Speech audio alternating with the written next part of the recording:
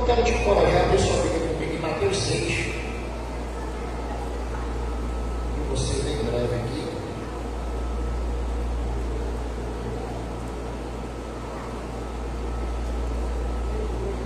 Mateus 6,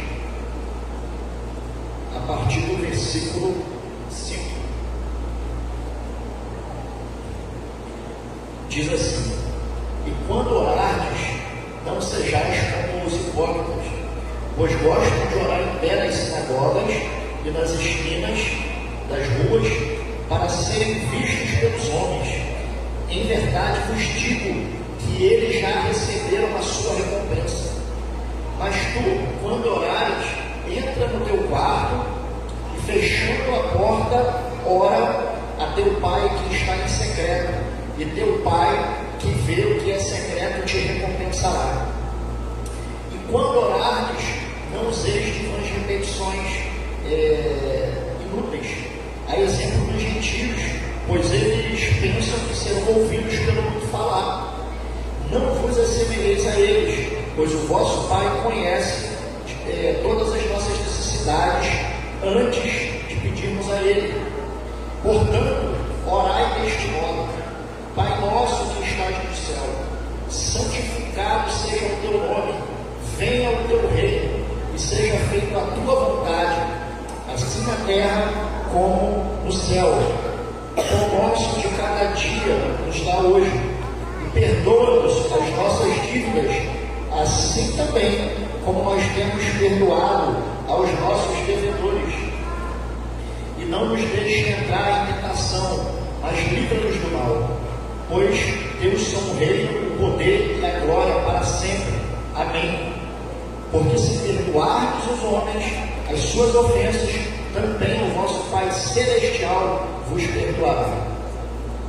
E se, porém, não perdoardes aos homens, tampouco o vosso Pai perdoará as vossas ofensas.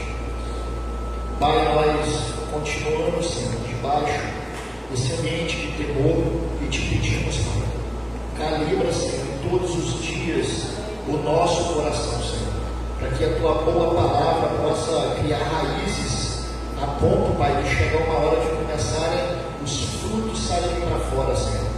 Em nome de Jesus, Pai, ensina-nos, Senhor, que não nos basta somente ser uma igreja que tem talentos e dons, mas é uma igreja também que mostra através do dia a dia o fruto do Espírito, Senhor, mediante a nossa conduta diante de Ti e diante dos nossos irmãos.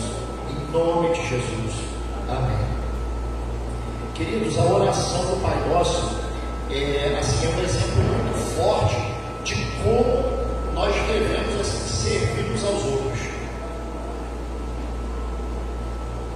Como Deus estabeleceu a igreja, para que a igreja, primeiramente, nós possamos servir uns aos outros e depois possamos servir ao mundo. Irmãos, uma visão de evangelho que não tem por objetivo servir ao próximo, essa visão está distorcida.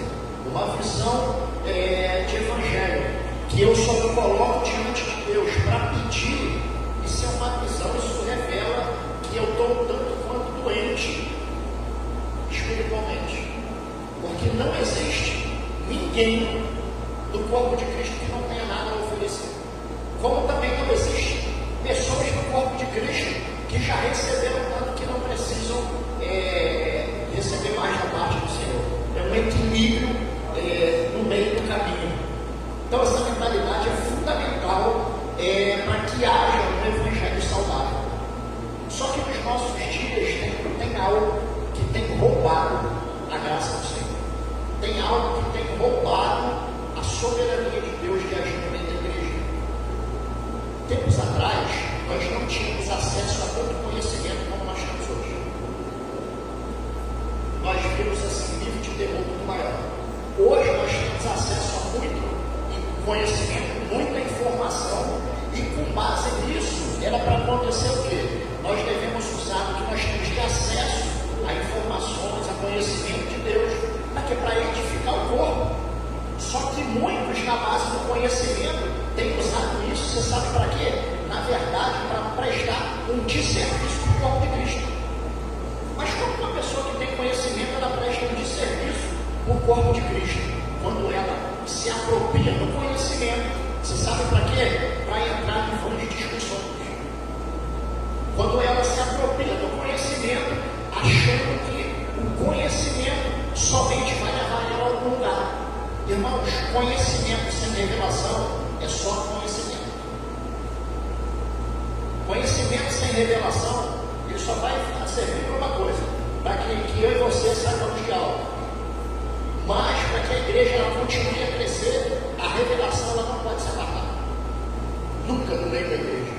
E o interessante é que Oséias, ele vai estar falando sobre isso. Olha, o meu povo está sendo destruído porque lhe falta conhecimento. Porque rejeitaste o conhecimento, eu te rejeitarei, para que não sejais sacerdote diante de mim. Visto que esqueceste da lei do teu Deus, e eu me esquecerei dos teus filhos. Irmãos, o conhecimento, ele é eficaz, e ele é bom e proveitoso, para que toda revelação, ela tenha respaldo bíblico, ela tenha uma motivação correta mediante as Escrituras. Mas eu não posso me apropriar do conhecimento e subir numa plataforma de orgulho e achar que o meu conhecimento vai me levar a lugares altos de Deus, porque não vai. Pelo contrário, Deus vai abrir muitas pessoas que estão com base somente no conhecimento e acham que vão ir além. O conhecimento é necessário para a vida cristã.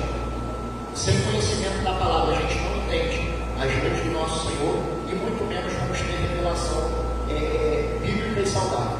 Isso é um ponto.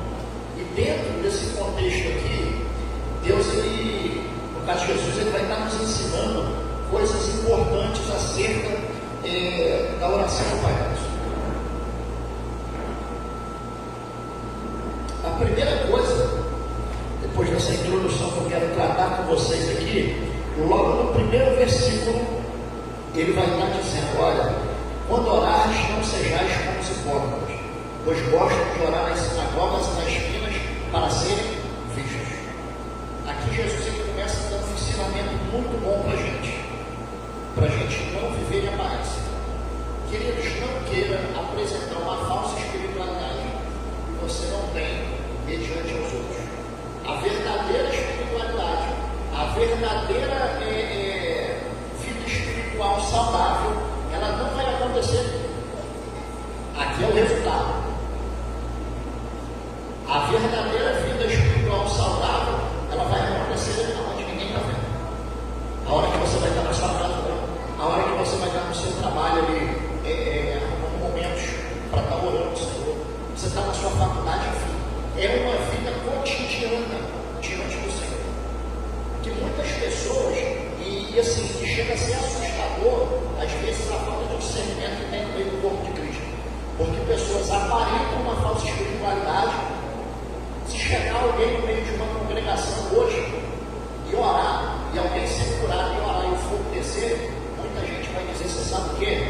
Que não, mas esse irmão, essa irmã é um homem ou uma mulher de Deus. Que é isso? Os feiticeiros do Egito manifestaram essa mais também. Eles eram de Deus. Discernimento do Espírito. O que muitas pessoas aparentam, nem sempre é o que aparentam. E nós precisamos, somente pelo discernimento de Espírito, entender isso. Então não viva de aparência. Não viva uma falsa espiritualidade.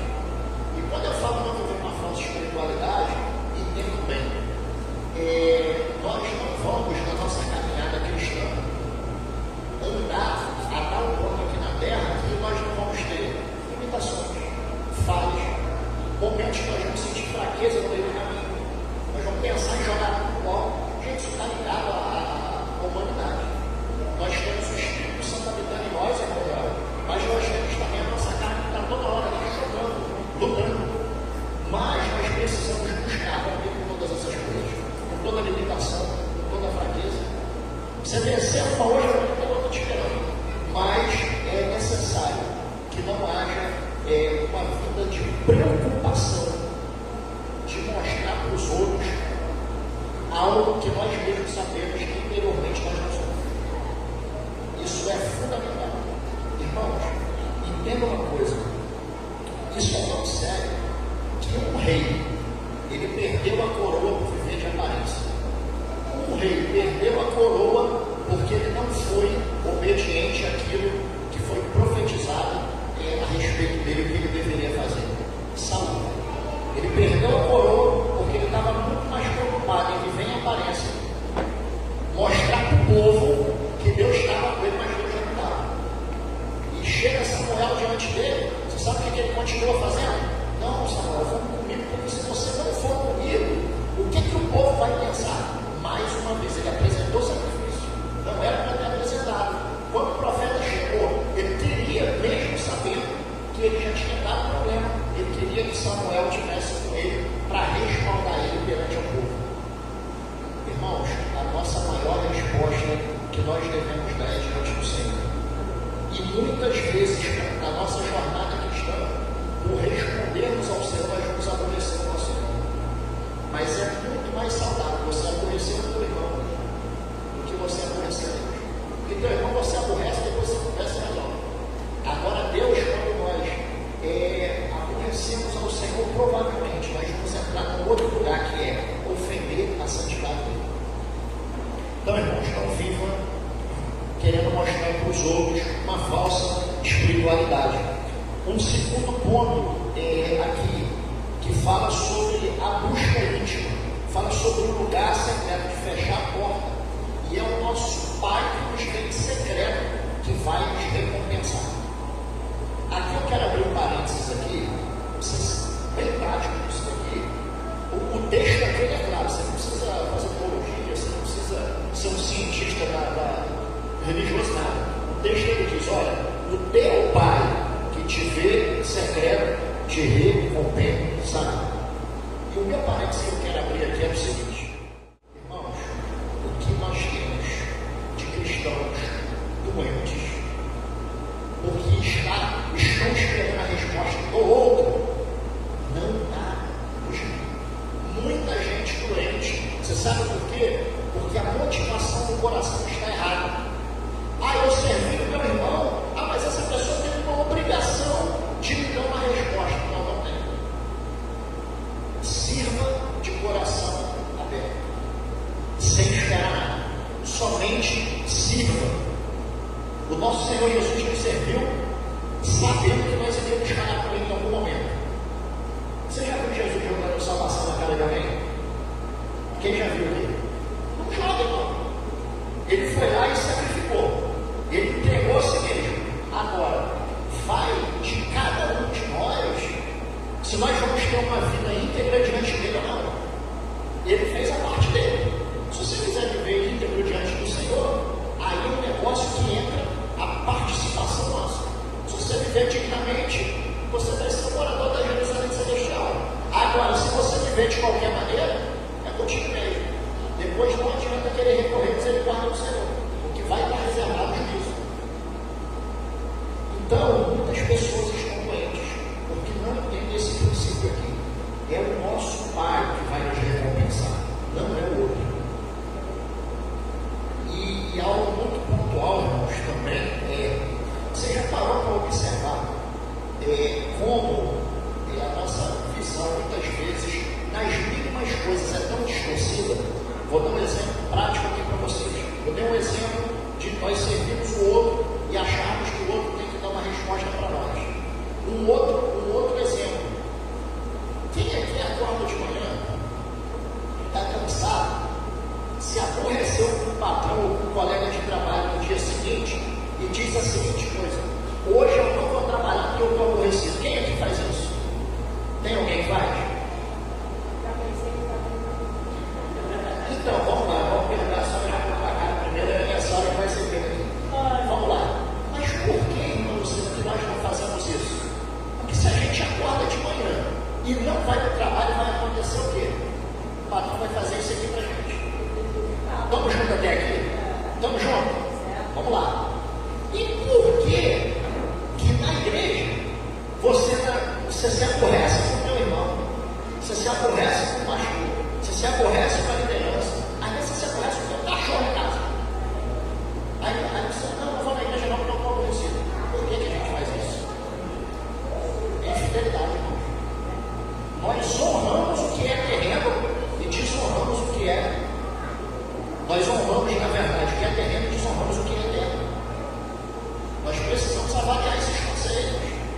Porque se eu honro o que é terreno, muito mais eu tenho que honrar o que é para a vida inteira, o que é eterno.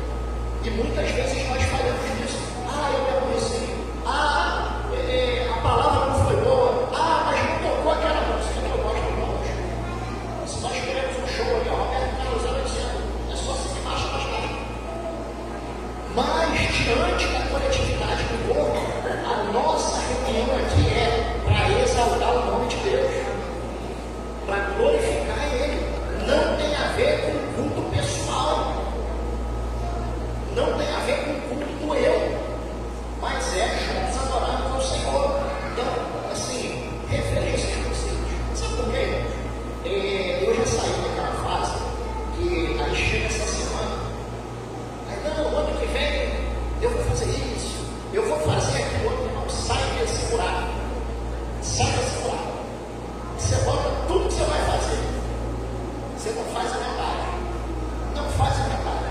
A ideia é planejar errado, tá ali não. Ninguém, o mínimo de planejamento tem que ter. Mas a questão é nós vivermos confiando. Se aquilo que nós planejamos der certo, glória a Deus. Se não der certo também, glória a Deus do mesmo jeito.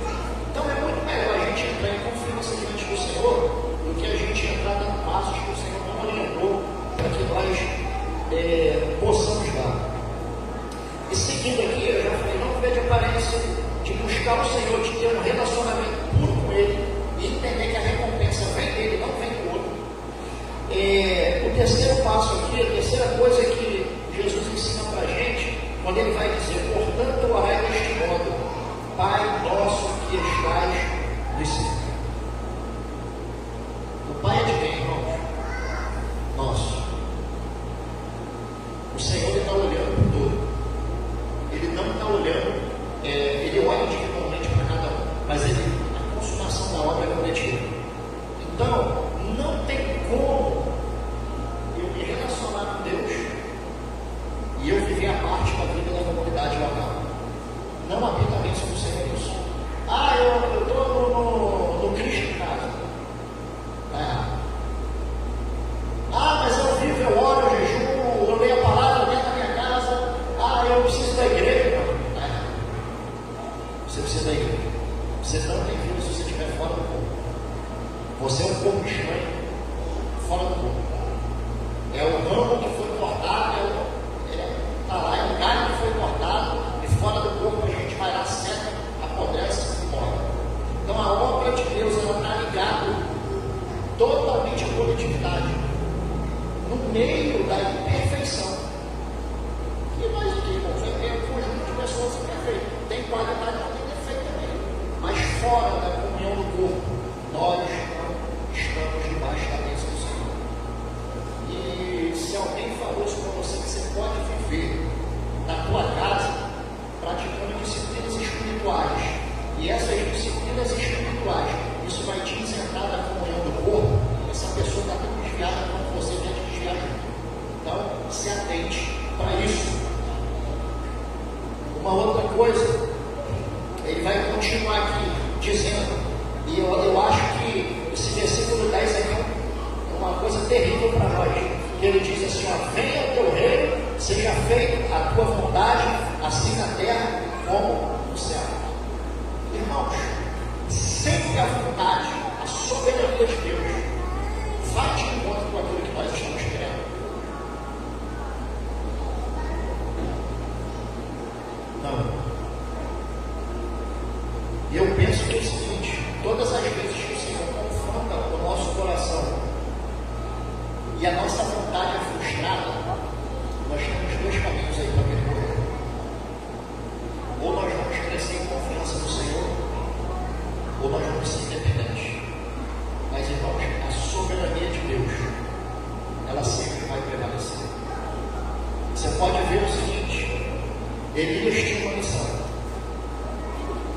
Elias foi lá, guerreou e orou e fogo desceu do céu, os profetas de Baal, de Acera lá, e fazendo ritual, fazendo tudo, nada aconteceu.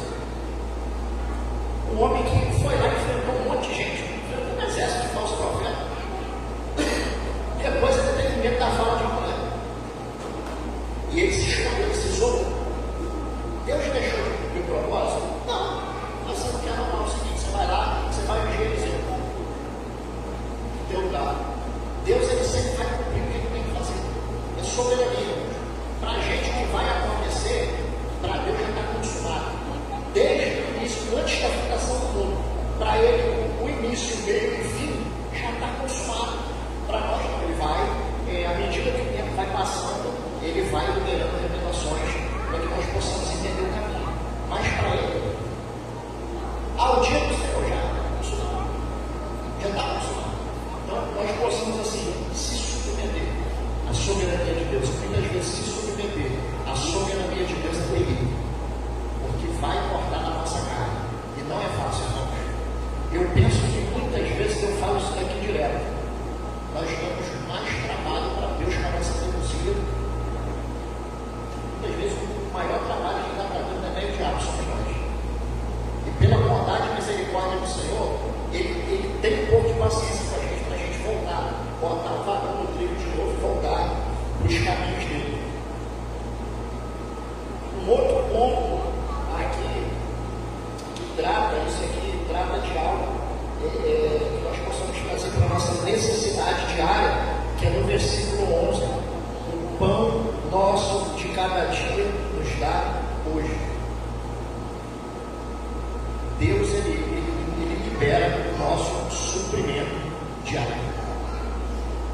E você sabe muitas vezes o que acontece com o pão nosso de cada dia, com o suprimento diário, nós não estamos satisfeitos. Aí eu vou fazer uma outra menção aqui para vocês do Antigo Testamento. Está lá o povo reclamando que está faltando carne, está faltando pão, um monte de coisa. Deus fala, olha, amanhã vai ter pão, vai ter carne, vai ter muita coisa aí. Mas cada um recolha segundo a quantidade da família ali para consumir. Não é para fazer reserva para o dia seguinte. O que aconteceu? Depois começou a encher mal. Teve gente que foi querer ser esperto e fazer, não, vou pegar minha dispensa aqui e vou guardar para o dia seguinte. Foi ou não foi isso que aconteceu? Não confiava na provisão diária de Deus. E o interessante é que o povo lá no deserto, que em determinado momento, Deus ele fala para Moisés o seguinte: Moisés, a murmuração do povo chegou até mim. Irmãos, eu não quero que Deus supra nada na minha vida, na vida da igreja. Quando eu falo igreja de uma forma geral, porque a nossa murmuração chegou até aí. Tem que ser porque as nossas orações chegaram diante do Senhor. A bênção ela não é forçada. E Deus, como Pai, ele não vai deixar o filho perecer no meio do caminho. Mas muitas vezes, o que aconteceu com o povo lá no deserto, que chegou a murmuração diante de Deus, é também que chega da nossa parte. Você sabe por quê, irmão? A gente foi se preocupar. Uma conta que vai ter que pagar no dia seguinte, nós vamos ter que se preocupar. Porque as coisas dessa vida demandam. Até determinado ponto a preocupação é saudável. Porque a preocupação está ligada à responsabilidade. Agora, depois que passa de uma linha limite, fica complicado. Porque nós passamos a acreditar que algo pode acontecer pela força do nosso braço, mas o nosso suprimento diário vem do Senhor. Se ele não der saúde, como é que tem trabalho? Quem trabalha com ele? Dá. Então, isso nos leva a um lugar de confiança, irmão. Pode não chegar o que nós queremos, entendo, mas a provisão diária chega. O pão diário chega. Todo dia. Um outro ponto aqui, depois eu até coloco lá no grupo, que ele vai falar sobre perdoar. Versículo 12: perdoa-nos as nossas dívidas, assim como também temos perdoado os nossos devedores. Isso aqui tem uma distorção muito grande, liberar perdão no meio cristão. Você Sabe por quê? Muita gente fala assim, não, mas a pessoa me feriu tanto e eu não consigo perdoar essa pessoa. Irmãos, entenda algo assim de uma vez por todas. O perdão tem a ver com você, para libertar você. Se você não libera perdão, quem dá o remado é você. Você vai tomar café da manhã, almoçar, jantar, dormir, acordar com essa pessoa que você está carregando rancor no seu coração. Você já parou para ver como isso é terrível? E há uma condição aqui. O texto vai estar falando, olha, perdoa as nossas dívidas assim como temos perdoado os nossos devedores. Como é que nós não liberamos perdão e queremos perdão? Como que nós queremos medir os outros com uma balança pesada? E quando é que hoje, irmãos, eu vejo isso acontecer diariamente no meio da igreja. Quando alguém vacila, faz fila para dar chicotada querendo matar o irmão. Quando alguém está em dificuldade, eu estou falando de igreja, irmão, e a gente aqui também. Não é diferente não, estou falando de igreja aqui, ó. Vida diária, cotidiana. Um erro, não, tem que excomulgar, não sei o que lá. Quando, ou não necessariamente não é erro, às vezes está em dificuldade. Só que eu vejo ao oposto. A mesma pessoa que ela quer pegar o irmão e jogar ele ladeira abaixo, quando é com ela, ela quer que exija um outro nível de misericórdia. Está errado, irmão. Se eu quero pegar e descer o outro precipício abaixo, comigo também a linha tem que ser do mesmo jeito. A balança, a régua não pode ser para uma medida e para outra não. A régua, ó, é linear. A régua que mede um, mede todos. Eu não posso ter uma medida com outra medida com outra. E isso acontece demais. E vai dentro disso aqui uma orientação que é da forma que você quer ser. Pedindo mexe as pessoas com isso. Sempre que possível, se estenda a misericórdia. Sempre que possível, desde agindo cautela. A gente sabe que existem pessoas que, de fato, elas estão destinadas a viver em pecado. Aí, esse tipo de situação é simples de resolver. Nós vamos liberar perdão e vamos servir quando tiver que servir. Só que são pessoas que, a pessoa que ela te faz mal o tempo inteiro, ela não pode viver no teu convívio. Mas você não pode deixar de servir aquilo que você pode servir. Simplesmente te faz mal, não dá para viver no teu convívio. Mas daí, ficar carregando mágoa no coração e não servir, nós ficamos aprisionados. E isso é muito complicado, porque, irmãos, a mágoa, fisicamente, ela traz problemas. Fisicamente. Você sabe que uma pessoa, quando ela está em grande sofrimento, ela pode chorar esse grande sofrimento emocional, mas ela pode chorar esse grande sofrimento no corpo físico. O fato é quando nós estamos pesarosos, quando nós estamos debaixo de muito estresse, debaixo de muito problema, vai estourar em algum lugar, seja no nosso emocional ou seja no físico, ou quando não é nos dois ao mesmo tempo. Por isso, irmãos, nós devemos buscar andar zerado. Vamos ser reciclados? Vamos se entristecer? Claro que vamos se entristecer. Mas assim, não deixar essa tristeza, essa mágoa, criar morada dentro de nós. Esses dias eu estava conversando com um amigo, ele falando dos dissabores do ministério, falando das tristezas, das decepções que estavam levando ele a desistir da jornada.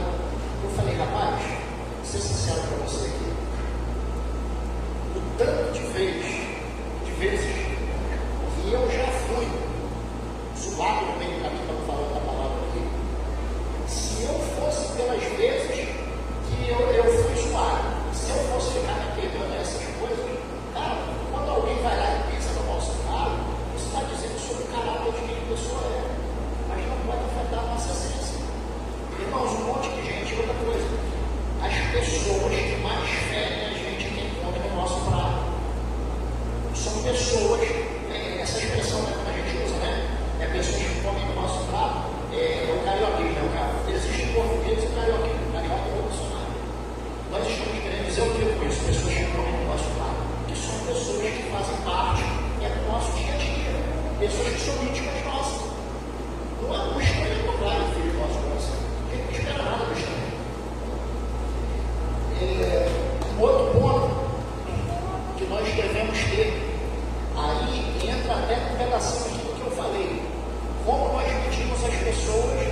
eu sempre digo, e no versículo 13 diz assim, olha, e não nos deixeis entrar em tentação, mas livra-nos do mal, pois teu são o rei, o poder e a glória para sempre. Amém. Irmãos, tem que ter vigilância para nós não cairmos em tentação. O diabo ele vai ficar ali querendo, ele está comigo assim, em cima da nossa cabeça. Ele vai querer botar tudo na nossa cabeça. E o pecado, ele não começa de uma forma escancarada. O pecado ele começa de uma forma sutil. O diabo ele começa, irmão, já sugestionando. O diabo ele vai falar, mas isso aí eu acho bom. Isso aí eu acho bom. Aí o que é que vai acontecendo? Esse ninho que estava em cima da nossa cabeça, ele já está na nossa cabeça. E se ele concretizar na nossa mente, o pecado ele desce no coração. Aí vai ser consumado. O pecado é planejado.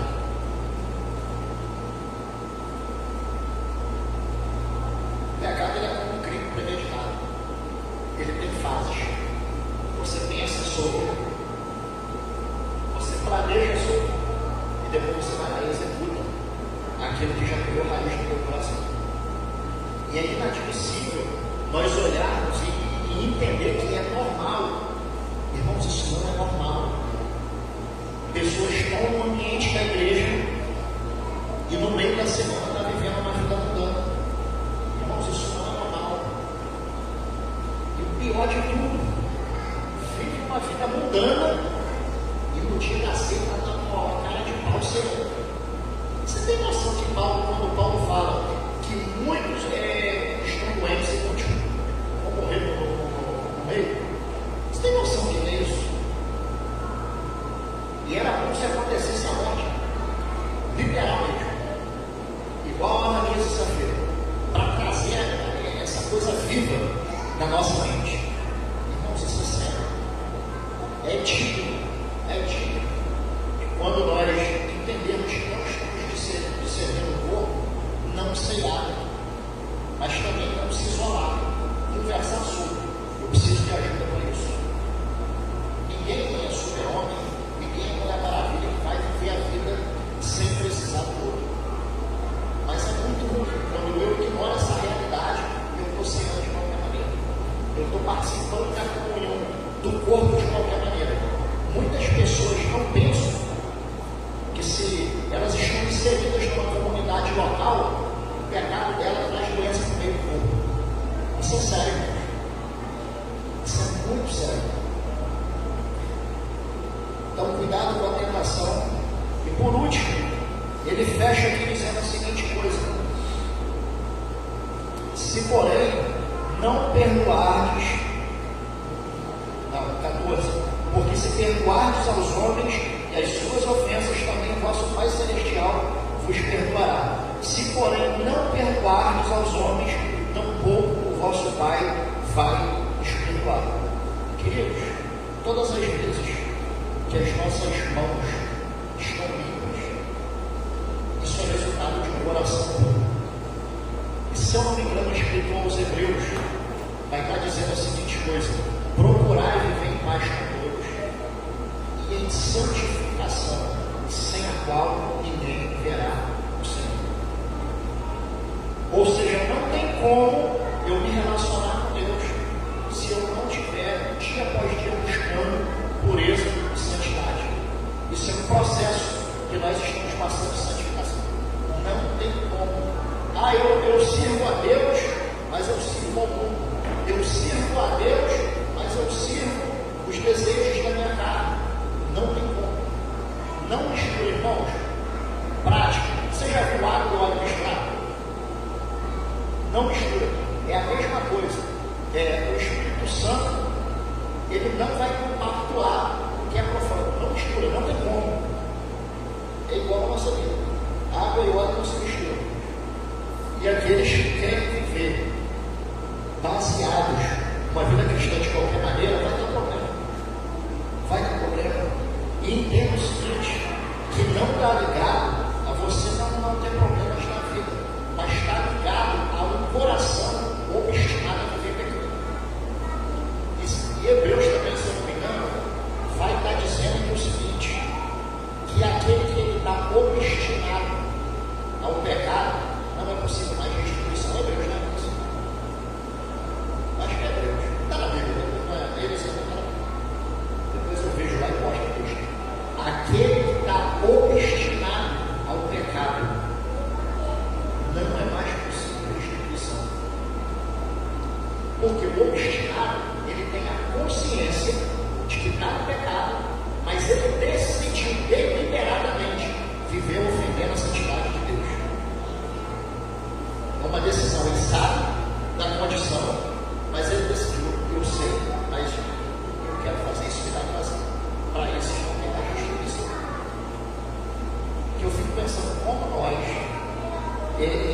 experimentamos de Deus, e depois de experimentar de Deus, o pecado vai ser mais alto na nossa vida do que a presença. Não tem como. Não tem como. E Deus, a todo tempo, na verdade, a vontade dele é que nós estejamos debaixo do guarda-chuva da bondade e da misericórdia. Só que o que acontece no meio do caminho? Eu vou vivendo inconscientemente, ninguém sabe a hora que Deus vai me chamar. E se nesse caminho aí eu estou vivendo inconsequente, e Deus dias ficaram na terra, o que nós vamos fazer? Porque senão dá para romantizar a fé. Não dá. Quem está em retidão diante do Senhor vai se estender e vai dar na morada eterna. Mas quem não está em retidão diante do Senhor não vai. Então, queridos, fuja do Evangelho, que só está ali te proporcionando coisas para elevar o teu ego. Fuja disso. Essa pessoa está condenando para você no inferno. Ou essa igreja está condenando você no inferno. Fuja dessas coisas. Que o Evangelho é a todo momento. Duas coisas ele vai estar mostrando para todos nós. Ele vai estar mostrando um prumo, que é o alinhamento da nossa vida com Deus, e ele vai estar nos mostrando um escravo, que é a nossa vida de alinhamento com os outros. Fuja disso, irmãos. É muito complicado. E o que mais hoje nós estamos vendo e vivendo nada contra. Cada um vai prestar conta do seu. Mas olha que coisa horrível, que como muitas pessoas iniciam o ano. Eu vou pegar, eu vou fazer, sei lá, uma semana de oração e jejum para o ano embora. Eu vou fazer 12 dias de campanha para 12 meses de campanha. Não. Isso não tem nada a ver com o Evangelho. Simplesmente você está numa. Como é que é aquele negócio de você curtir o sinal? Você está curtindo o sinal que você está e tem alguém ali na plateia. Por quê? A relação é clara. Quando eu já inicio o ano dizendo para Deus: olha, eu não quero nada contigo, não. Eu quero que você pode me oferecer. Isso é conversa fiada, irmão. Pastor, mas tem problema na campanha? A coitada da campanha ela só leva ao lado. Não tem problema na campanha, não. Coitada, ela vai pegar. O problema está no nosso coração. A coitada da campanha está isenta disso. Mas é um coração errado. É um coração errado. E o dia que bate na nossa porta, o dia mau, essas pessoas não suportam. Aí elas vão reivindicar diante do Senhor. Não, Senhor, mas eu comecei o ano lá, eu cumpri meus 12 dias lá e tudo mais, uma semana, eu sei lá como é que funciona esse negócio ali. Eu cumpri direitinho para ter um ano inteiro de bênção. Quem disse que o propósito de Deus é estar abençoando a nossa vida todo o tempo? Dentro da bênção daquilo que a gente entende. Não é. Se a gente estiver na brisa suave, na tempestade, Deus vai estar do mesmo jeito. Então, queridos, são faces da jornada cristã. Nós precisamos ser pontuais. Não queira viver negligenciando. Não queira viver achando que você está passando batido diante de Deus. Não queira, porque não dá. Ou nós estamos em retidão, ou está meio largo contigo. Não tem como. E eu, semana que vem, semana passada, eu falava sobre como a soberania de Deus ela vai agir a todo tempo. E um dos exemplos que eu dei também é Deus mostrando para o profeta o vaso na mão do olheiro e falando para o profeta: será que Israel na minha mão eu não posso fazer com ela a mesma coisa que o olheiro está fazendo com esse vaso? Ou seja, irmãos, a nossa vida está nas mãos de Deus. A nossa vida não está nas nossas mãos. Nós não vamos poder fazer o que queremos fazer o tempo inteiro.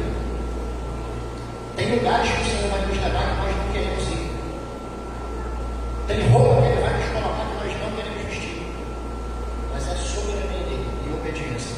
E a nossa parte é receber do Espírito a orientação e obedecer. Porque só receber não obedecer, não tem nada feito. E eu encerro aqui dizendo, desse modelo da oração do Pai Nosso, Deus ele deixa claro na pessoa de Jesus que a obra ela é coletiva e que essa obra ela vai exigir muito de cada um de nós. Mas qual é a beleza disso tudo? A beleza disso tudo está lá em Apocalipse 19, que aqueles que permanecerem firmes até o fim, esses vão ser convidados para estar nas núpcias do Cordeiro. Aí, irmãos, fechou. Aí não tem mais dor, não tem mais tristeza, não tem mais ranger de dente, só para quem vai com vontade de baixo, quem pegar o elevador para descer. Ali também é um ponto final. Mas como cristãos nós devemos estar olhando para a consumação de todas as coisas. Amém, irmãos? Eu queria de verdade dar uma palavra assim, você dar um monte de coisa por novo e tudo mais, mas eu posso, se eu caminhar para satisfazer o ego de vocês, eu estou conduzindo tanto a mim quanto a vocês ao inferno. E eu não quero nem conduzir vocês, e muito menos a mim. Então, essa é a minha consideração para essa última reunião do ano. E, queridos, eu creio no seguinte, que mesmo diante dos dias difíceis que a igreja ela vai passar, mas algo muito bom é que Deus ele sempre vai estar dando graça por meio do Espírito. Essa é uma certeza, não é um ponto de interrogação, mas é uma certeza que em todo o tempo o Espírito Santo ele vai estar equipando, ele vai estar consolando, ele vai estar edificando a igreja. Não existe ninguém na face da terra que está mais interessado para que a igreja ela passe pelo processo de adorno do que o próprio Senhor Jesus. E o agente que vai fazer isso no meio da igreja é o Espírito Santo de Deus. Não vai fazer, não está fazendo, né? Às vezes, no nosso modo, a gente quer um pouco mais de velocidade, mas ele é quem sabe o tempo de todas as coisas, né?